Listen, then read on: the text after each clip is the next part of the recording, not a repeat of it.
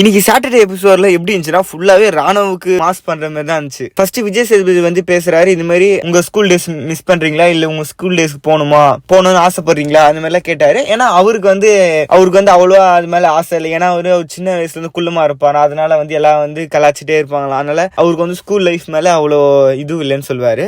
ராணுவோட டான்ஸை பத்தி சொல்லுவாரு. ஏன்னா ட்ரோலும் ஆச்சு, செம்ம ட்ரெண்டா ஆச்சு, காமெடியா இருந்துச்சு, நல்லா தக்குத்த மாதிரி இருந்துச்சு. யார் அந்த பையன் சொல்லி மீம் எல்லாம் போட்டுட்டு இருந்தாங்க. அதுக்கப்புறம் அருண் வந்து பர்த்டே விஷ் பண்ணது வந்து லைட்டா ஒரு இதுவா கலாச்சிருப்பாரு, ஆனா வந்து நல்லா இருந்துச்சு. அப்புறம் வந்து ஜாக்லின் கேள்வி கேட்கறாங்க. அப்போ ஜாக்லின் வந்து சொல்றாங்க, டாஸ்க் இந்த ஸ்கூல் டாஸ்க்லயே எங்களுக்கு வந்து அடங்காம இருந்தது, எல்லா ப்ராப்ளம்ஸ்க்கும் காரணம் வந்து ராணுவ தான் சொல்லும் போதே ஆடியன்ஸ் எல்லாம் கத்த ஆரம்பிக்கிறாங்க. அவள்தான் முத்துலாம் வந்து ராணுவோட ஷோல்டரை தட்டுறாங்க.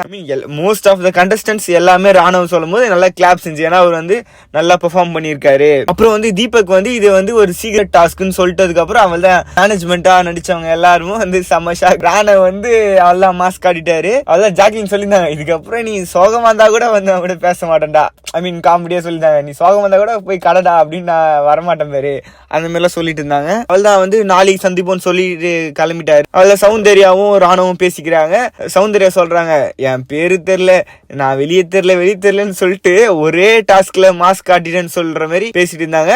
நீங்க எபிசோட் ஃபுல்லாவே ராணுவ பேஸ் பண்ணி போன மாதிரி தான் இருந்துச்சு. மத்தவங்க எல்லாம் வந்து அவங்க கொஞ்சம் பேசினாங்க, அவ்வளவுதான். லாஸ்ட்ல வந்து ஜெஃப்ரிய மட்டும் கேள்வி கேட்டாங்க, இந்த மாதிரி வந்து நீங்க ஜாக்லினை பத்தி வந்து கோவப்படுவாங்க அப்படின்னு எழுதினது வந்து ஜாக்லின் பிடிக்கல, அதை பத்தி கேட்டிருப்பாங்க. அவ்வளவுதான். நாளைக்கு எபிசோட்ல தான் என்ன நடக்க போகுதுன்னு தெரியும். நாளைக்கு ஏதாவது இன்ட்ரெஸ்டிங்கா கேட்பாரா, இவருக்கு ஏதாவது கொஸ்டின் வச்சிருப்பாரா அப்படின்னு பார்க்கலாம்.